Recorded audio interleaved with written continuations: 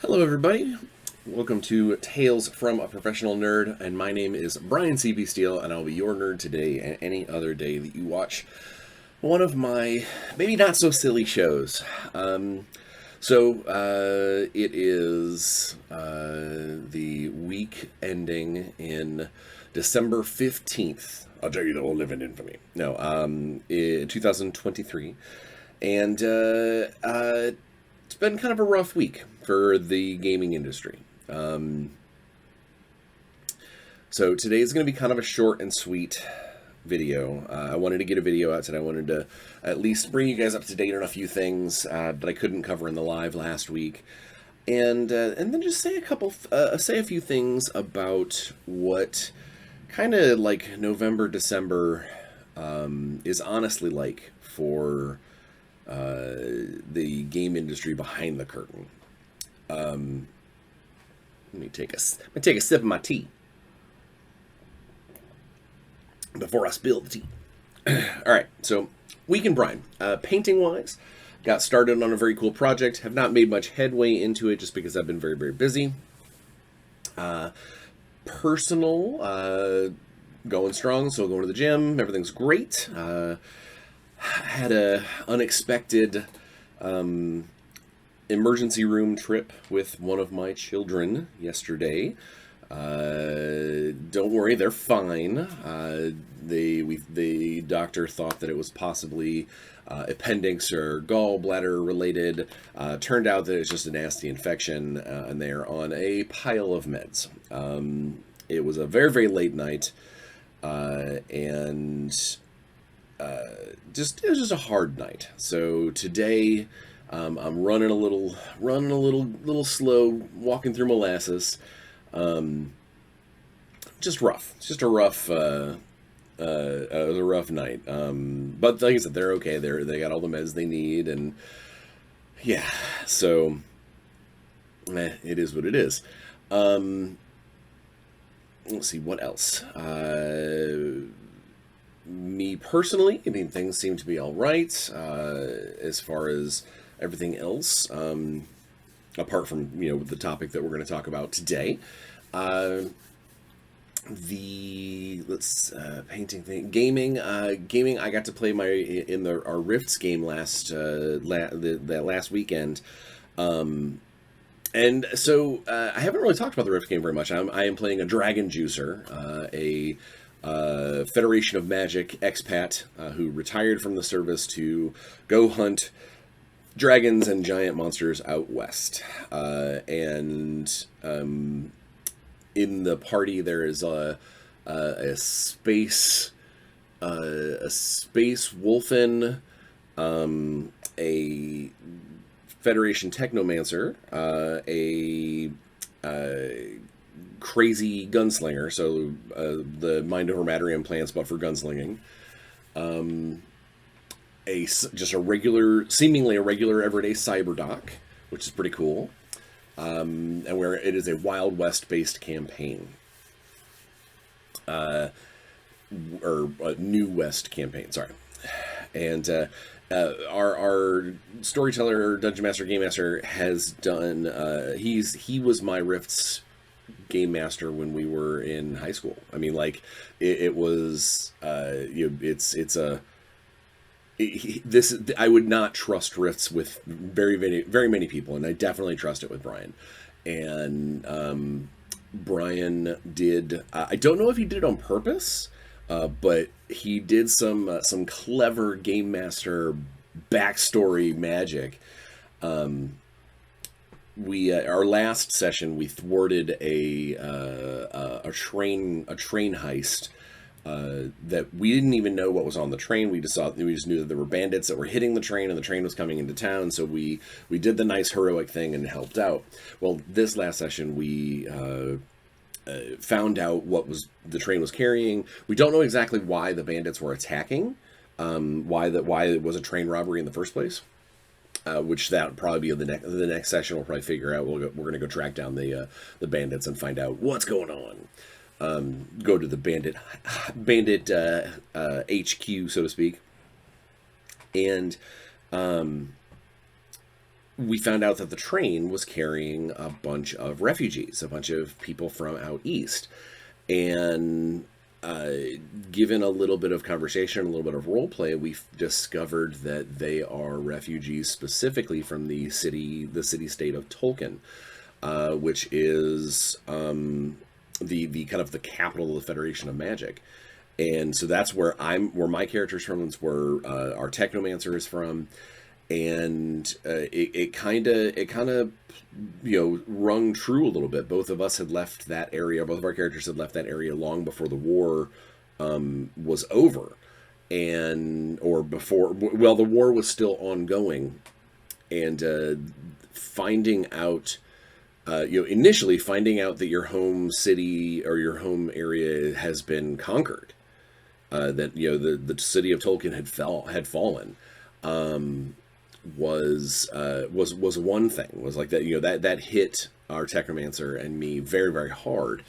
But then I got an extra layer of personal character guilt when, because obviously what I am is not very easily hidden. One of a group of refugees came over and was like, "Oh, do you know? Our son signed up for the juicer program, and he went off to war, and we haven't seen him since. Do you know him?" And I kind of did those like, I know there are thousands of juicers that fought in the war. I was like, what are the chances that their particular juicer was in their son was in one of my units or a unit that I served with or whatever. And Bryan was like, you know what, we'll give it a chance. Here throw a percentile die. And I rolled remarkably low, and he was like, well, I guess you guys may not have served like shoulder to shoulder, but the person that they're the person they're describing is definitely somebody who you saw around one of the travel barracks, and gave me a couple of like role playing, like if that person was a player character, a couple of notes to their character. And so I started talking to this family about their son, and during the course of that conversation, I legitimately felt suddenly this pile of guilt for retiring mid-war.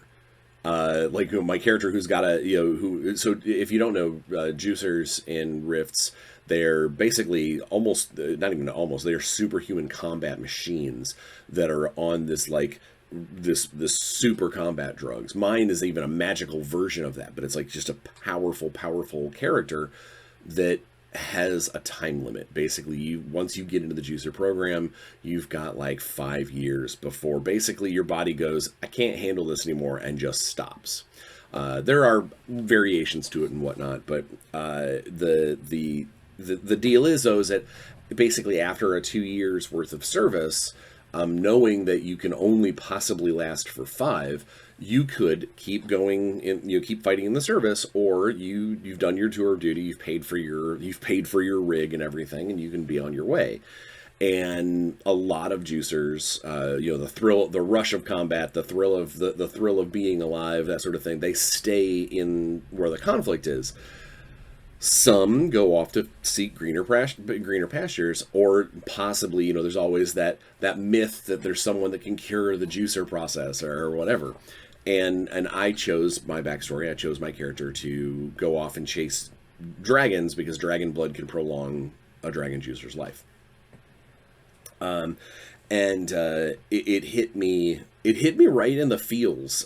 Basically, talking to this family about their potentially, dead son who followed in the same footsteps that I did, but he didn't leave. He didn't retire. And there's always that little player character voice that says, "Hey, you could have stayed."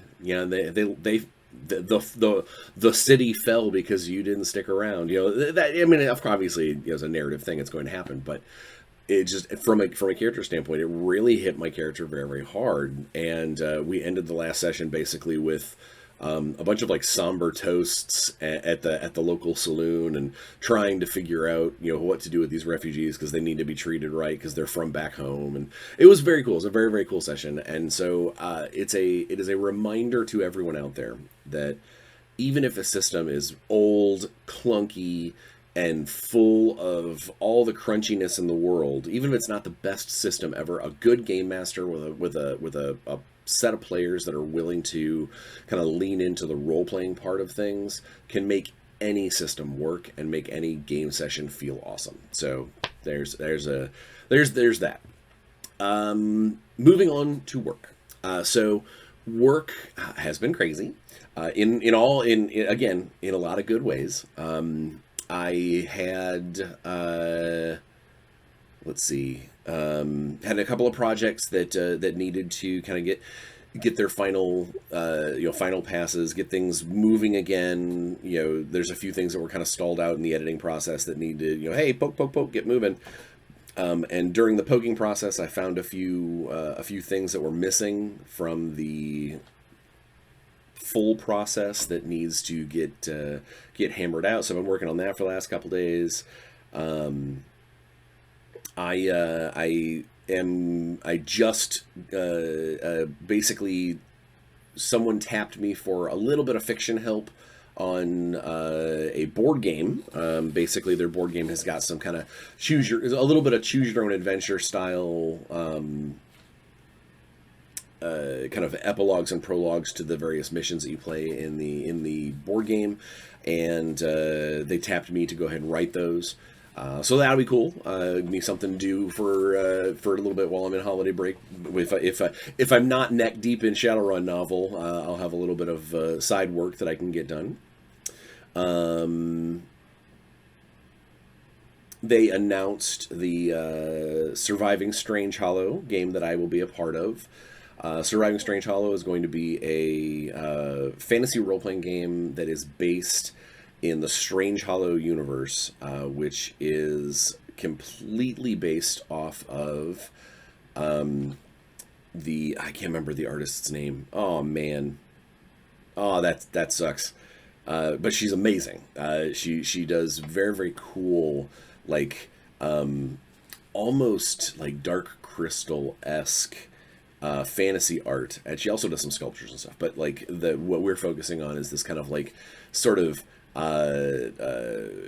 high concept fantasy that the guys over at Accidental Cyclops, who made the Faith No More role playing games, they're going to be putting together the game itself. And I get to share that project with a bunch of really, really cool people like Sean Merwin, Ed Greenwood, Elisa T. Yet again. Elisa and I work together well. Just a bunch of really, I think Mark Meir is on that one. Just a lot of really cool people are thrown in on that. And I'm particularly being tapped for my voice, not my speaking voice, but my ability to create a character voice. More on that as the project unfolds. But I think it's going to end up being a Kickstarter in a couple of months. But they did announce it that we're all going to be working on that. So it's a very cool project, and I'll put the link up to it in the description of the video, just to make sure that you guys can follow it and get to the artist that I'm having a hard time naming right now, and go check out her stuff because it's neat. And then look at that with the goggles on of, oh man, it's gonna be a role-playing game set in this world. So check that out. Other big news for stuff. When this comes out. Yes, when this comes out, Evil Genius will have dropped, or should have dropped at this point, the second PDF in the Outlaw Bikers series, basically giving people even more, for not to coin a pun, but not to coin a pun, more to give people more ammunition to build on a game that's basically a concept that you can have, like the Sons of Anarchy, either as player characters or in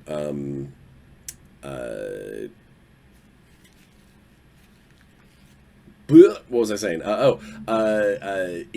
As like maybe a possible bad guy, a possible antagonist. That's the word I was looking for. Possible antagonist to the player characters as like like this motorcycle club. So the second installment of that comes out. Hopefully, it will come out by the time this comes out, or very very close to it. And that'll be on the Evil Genius site and Drive Through RPG.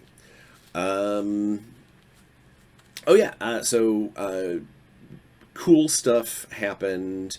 I mentioned in the live last week about all the work that I put into kind of updating and fixing and whatnot, a bunch of Warzone internal stuff. That has turned out some very very cool units. Has turned out some very very cool a few tweaks to some existing rules that are going to go out to play testers again, just to make sure that we didn't screw. When you try to fix one thing, you screw something else up. It's going back out to the play testers for that. The Wave 2 pre-play test is set. It just needs to get finalized before we send it into the hand of the playtesters. However, we did send one wave of units to the playtesters, and that is the units that will be found in the Graviton Protocol PDF scenario pack that Kickstarter backers are going to get. Now, it's going to be a PDF product, which means if you're on any of the Warzone Eternal social sites and stuff, they're going to be talking about it. They're probably going to be sharing it. They're going to be like, it's a free product. We understand it's going to get passed around.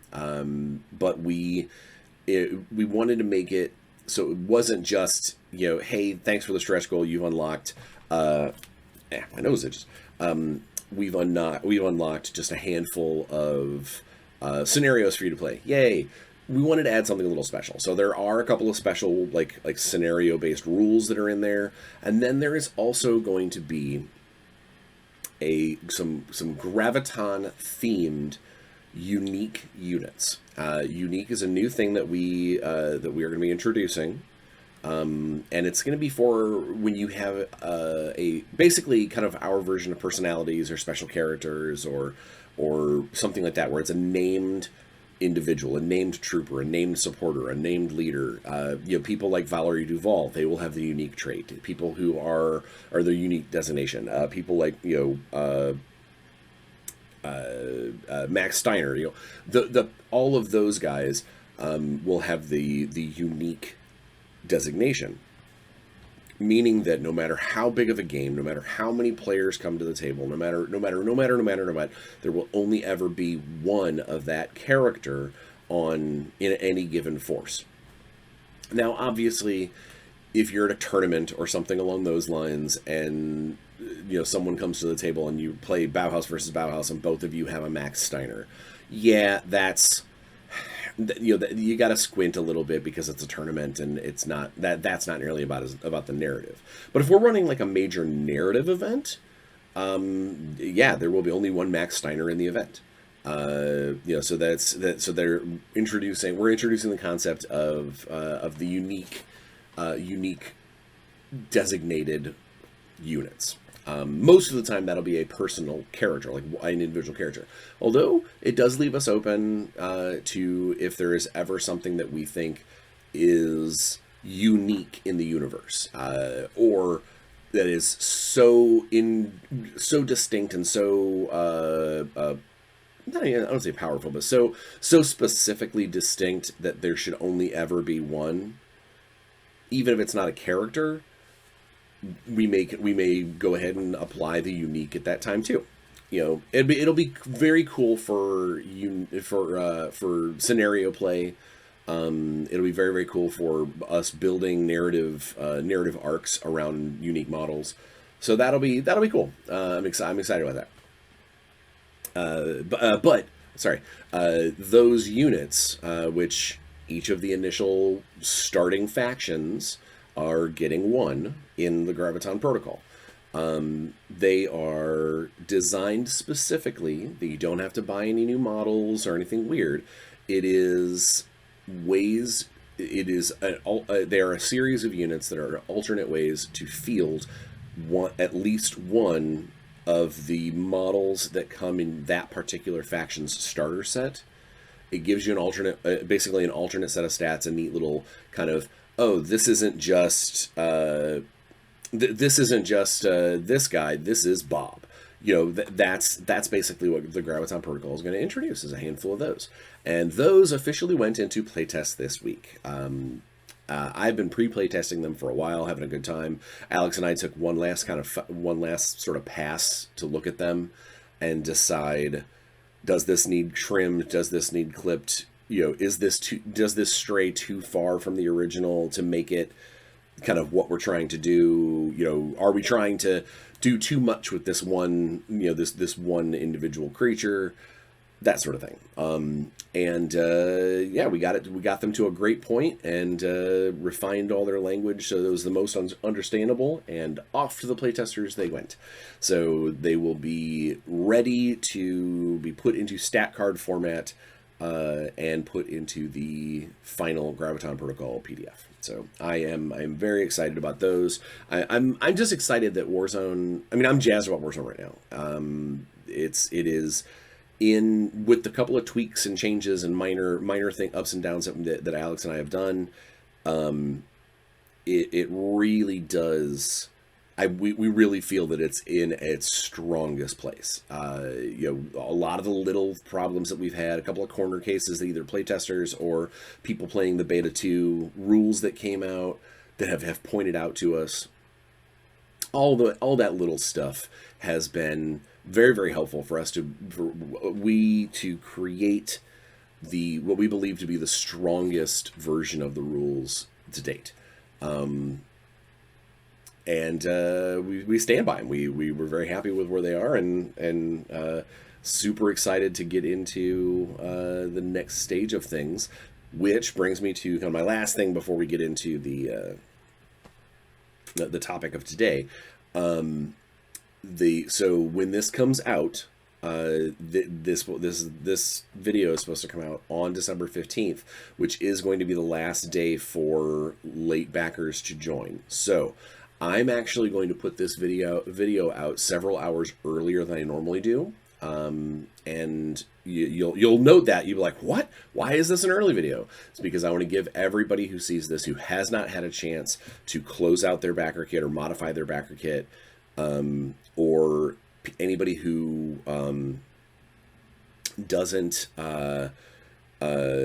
hasn't joined in that wants to.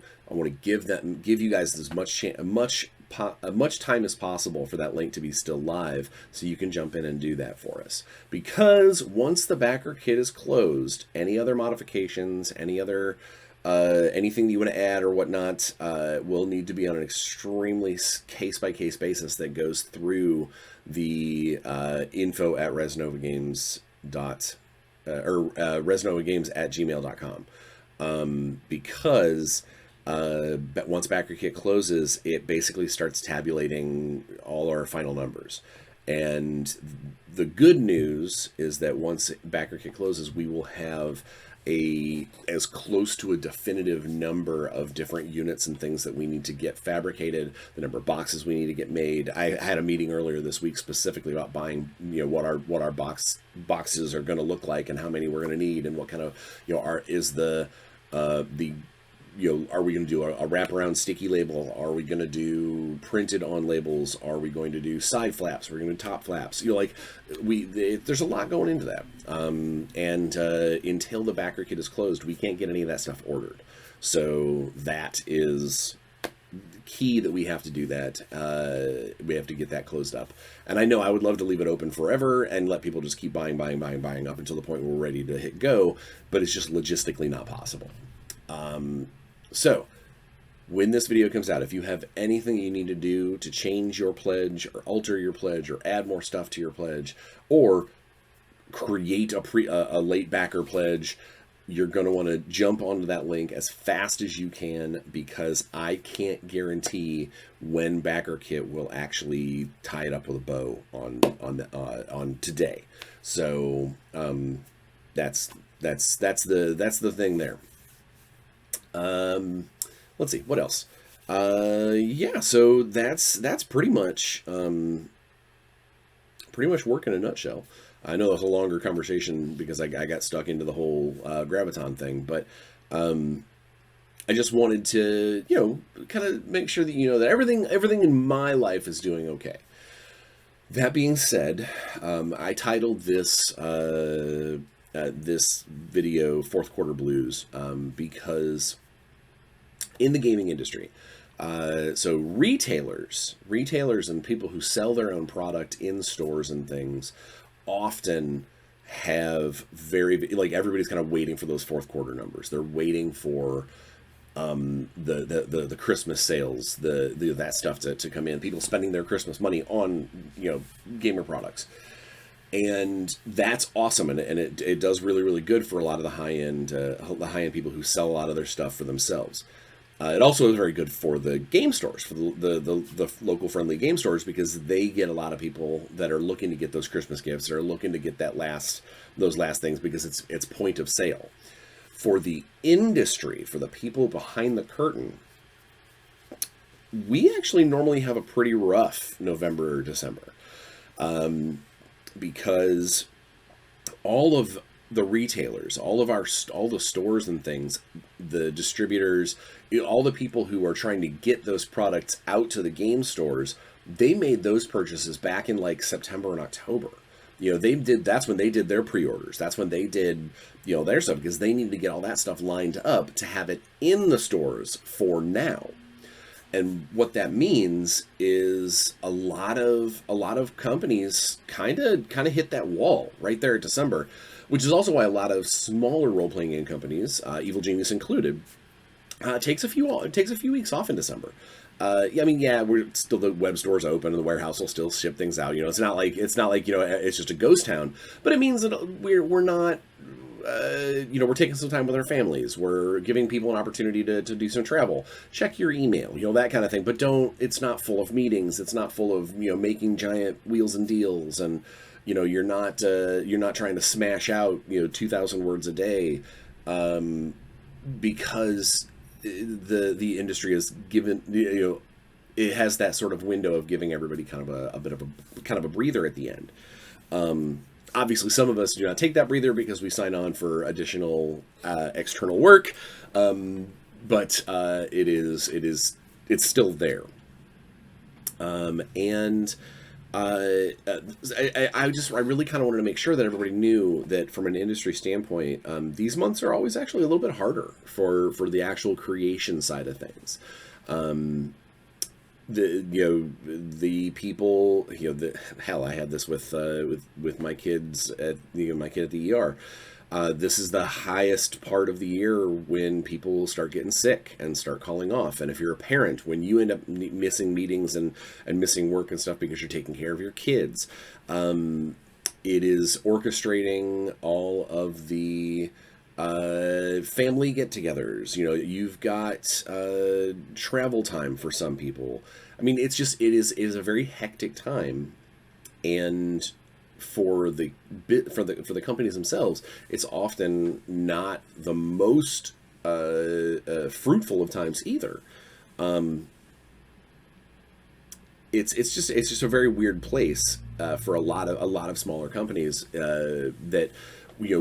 We see a very cool spike in sales right before fourth quarter, and that's because it's all the stores and the distro getting geared up to set up for fourth quarter, for their fourth quarter. So we end up having a little bit of a doldrum, and it can be a little demoralizing when you're like, oh man, we're ending the year on a bad note. You got to remember that earlier in the year you were doing stronger. It's just I hate to sound like an artist, but time is kind of a concept anyway. It just sort of depends on our December, our Christmas takes place in October. It kind of moves the marker around. But it does often lead to hardship for some companies. A lot of smaller companies find themselves in, I don't want to say financial distress, but they find themselves with the coffers running thin. A lot of contracts don't get signed. For freelancers out there looking for work in November and December is terrible. It's rough because almost nobody is trying to sign new contracts right before the end of the year. And it's a lot of hurry up and wait for a lot of that part of the industry. And then there is, I'm going to change gears now. This is the reason why today was kind of a solemn day, and I don't like to spread negativity, and I don't like to be a fuss, but it would be almost tragic for me to avoid this topic, because everybody's talking about it, and I do want to put my 2 cents in on it, because I have worked with the people involved. So earlier this week, a press release came out that Hasbro, as a company, due to the drop in toy sales, which coincides with the rise in electronics, but that is a different, as a whole different conversation. Basically, a lot more kids are out there excited about their next smartphone or their next tablet. Far more excited about that than they are about going into the toy section and finding a bunch of action figures. It is simply a correlation between the two, and it is undeniable. Someone can be like, "Oh, there's still kids that play with toys." Yeah, of course there are, but the high dollar toy stuff, when I was young, when I was little, you got that toy catalog, and there was always one or two big, oh my gosh, Castle Grayskull, oh my gosh, the Cobra Terradome, oh my gosh, the flag, the USS Flag from G.I. Joe. There was always these giant things that you hoped you would get, and now the main thing that kids look for are these electronics that are in and of themselves giant things, but also they've become so ingrained. A G.I. Joe Terradome was not something that you took with you to school. It was not something that you could just sit down at a restaurant and play, or play with in the car. Like some of these things, it's the electronic age, the digital age, has altered the way that kids play. And Hasbro felt the sting of it this year. And I don't claim to understand. I don't claim to understand higher business practice, but I do know that there's a pretty heavy weighted statement of that a company, when a company reports that they didn't lose money, but that they had record profit lows, or something along those lines, where it's like, no, you still made money. Parts of the company still made money, but because it didn't make as much as you were betting on, it's oh man, the world is on fire. And Hasbro reported that they had record profit lows, and that they were going to be trimming 1,100 jobs out of their various areas. And this is right before the holidays, which is just, I hate that move. And I do want you guys to understand why that move takes place the way it does. It is not justification by any stretch. If anything, it's a highlight of the problem with several of our systems in the U.S. By cutting a bunch of high salaries, by laying off a whole bunch of people, they effectively, their year-end report that goes out to stockholders, to shareholders and things, their year-end report gets to look just a little bit better, which will affect their stock prices, which will affect what all of the bigwigs make. It's a nasty domino. It's a nasty domino effect. And in this instance, one of the ways that they did this is they laid off a lot of people from their game industry side of things, specifically from the Wizards of the Coast arm of Hasbro. And among the people who were let go, I have friends. I'm not going to name anybody by name, just because that's a gossipy thing, and I'm sure that anybody who's really interested to find out who is no longer with WotC, they will find some of those big names, and they will see that, and they'll go, oh man. The good news is that several of these big names will have no problem finding work immediately. The game industry company, or the game industry company, the companies in the game industry, they'll know those names and they'll want those people as part of their projects. So that I do not worry for their future. I feel bad for their present. The fact that it happens right before the holidays, it's just icing on the really, really terrible tasting cake. And I, having worked with Hasbro before, through Renegade, I never had a problem with them. I thought that they handled their licensing very well. They were relatively quick on the uptake, to return messages and things. They worked with us on playing within the confines of canon. So that was always good. But this move, so Wizards of the Coast, partially through Magic the Gathering and partially through Dungeons and Dragons, has been one of the most profitable, if not the most profitable, arm of Hasbro for the last 5-6 years. And I hazard to guess that, and I hate to be this cynical about things, but part of me wonders if the reason why some of these big salaries got popped specifically out of WotC, out of Dungeons and Dragons, is because they know that the D&D Next, or the one D&D, or whatever the title they're using right now for the not new edition of D&D 5, that's supposed to come out next year, is, I wonder if this is a way for them to make it look more profitable.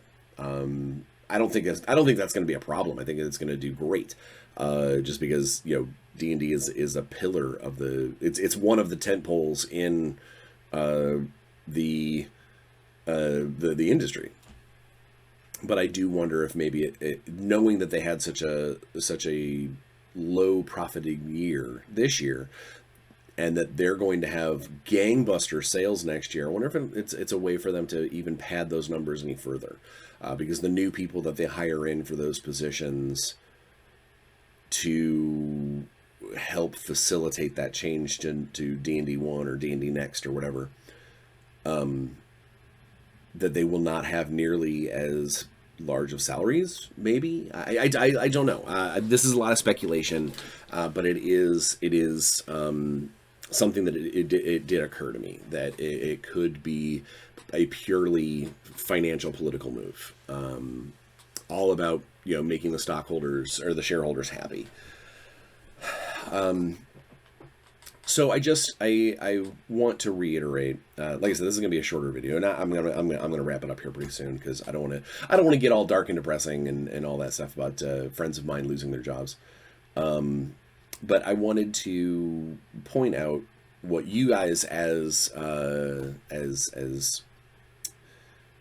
consumers of game products, and lovers of game industry, otherwise you wouldn't be here, what you can do really to kind of help out, do your part, so to speak. And I know, each individual person, it's not much, but if it becomes something where more people follow these kind of concepts, maybe fourth quarters will not nearly be so hideous for some industry folk. Number one above all other things, and this goes fourth quarter or otherwise, stop pirating stuff. Just stop. It doesn't matter if you found a website and it's like, oh, I don't have a local game store, or oh, I was going to buy this anyway. Come up with as many excuses as you want. It's still stealing. And even if it is, I went to this pirating site and the only thing that I pirated was this book that's not in print anymore. What you've done, though, is you've given bandwidth and you've given exposure to that site, to that website, who I'm sure that's not the only thing that they are carrying. They're carrying a bunch of pirated software, a bunch of pirated books. And so that's the number one thing. Stop pirating role-playing game materials.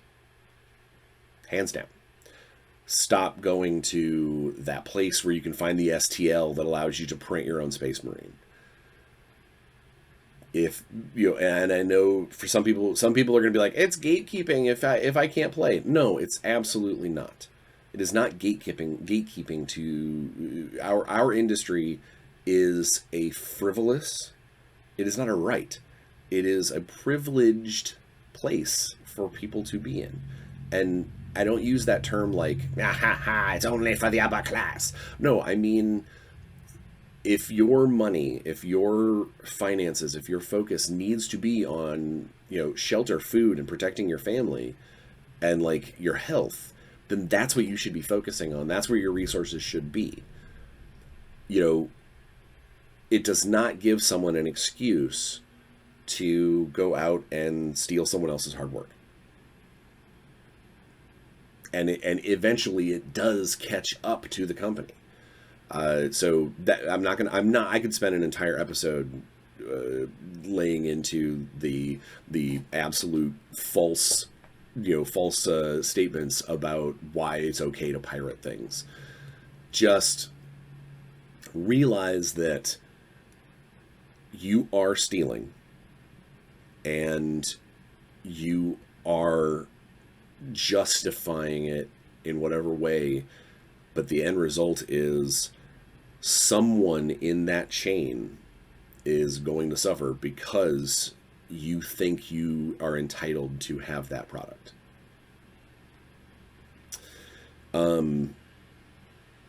Sorry, I almost went on my soapbox there. So that was rule number one.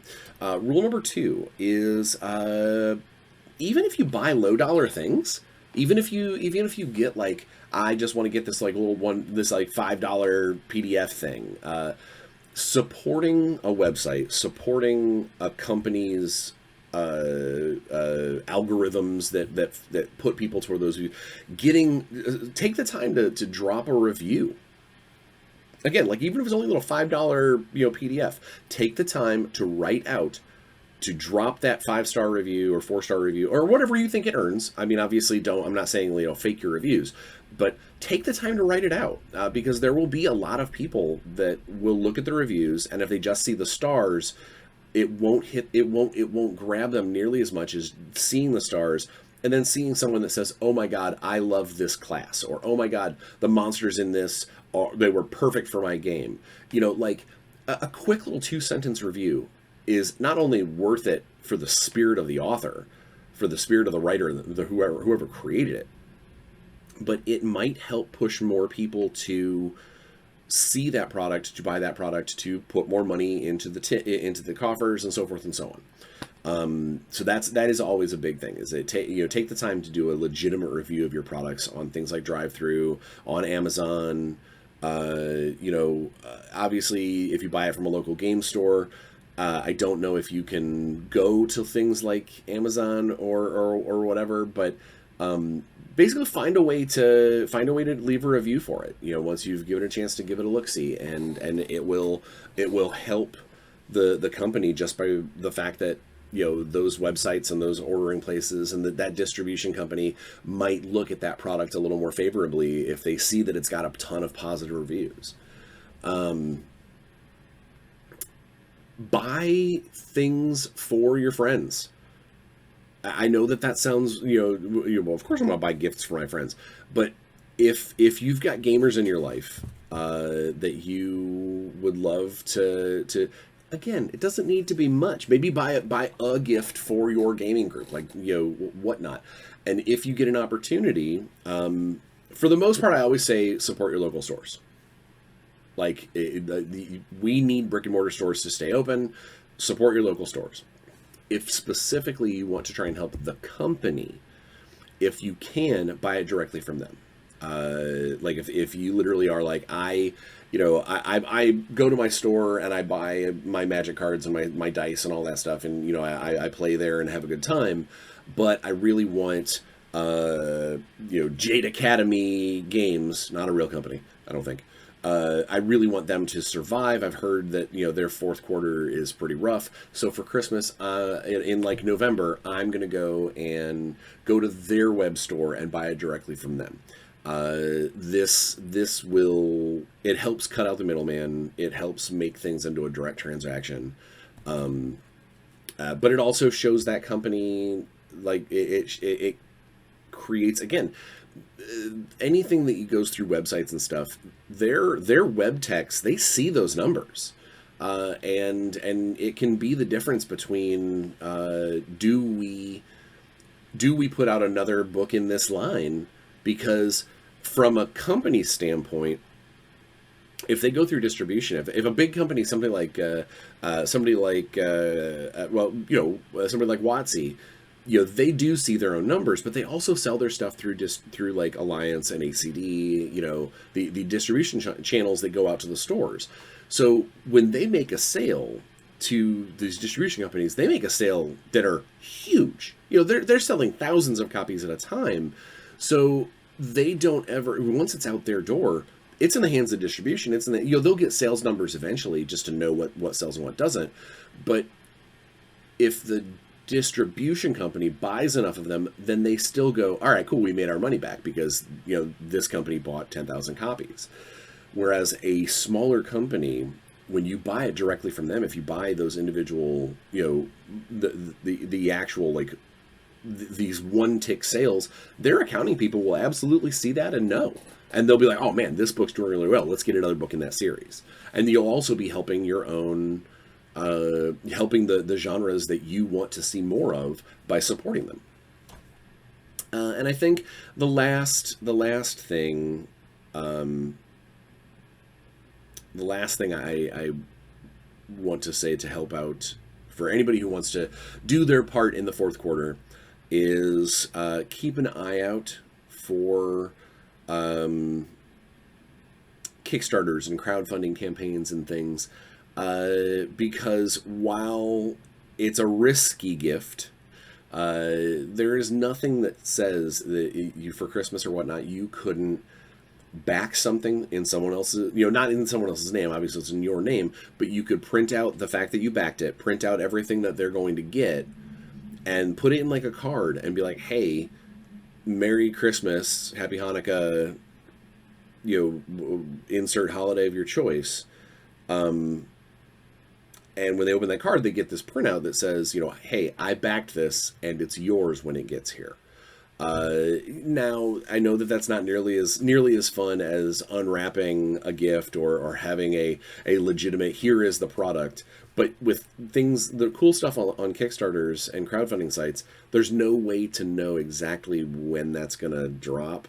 So instead, you basically have to tell them, hey, I did this and it's for you when it happens.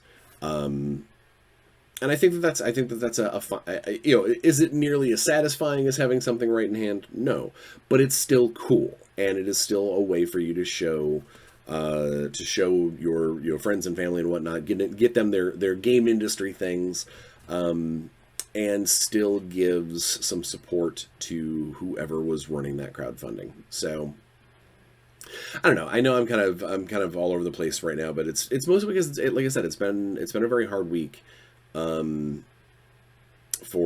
the industry, and I don't want the comment section to turn into hate on Watsy or hate on Hasbro.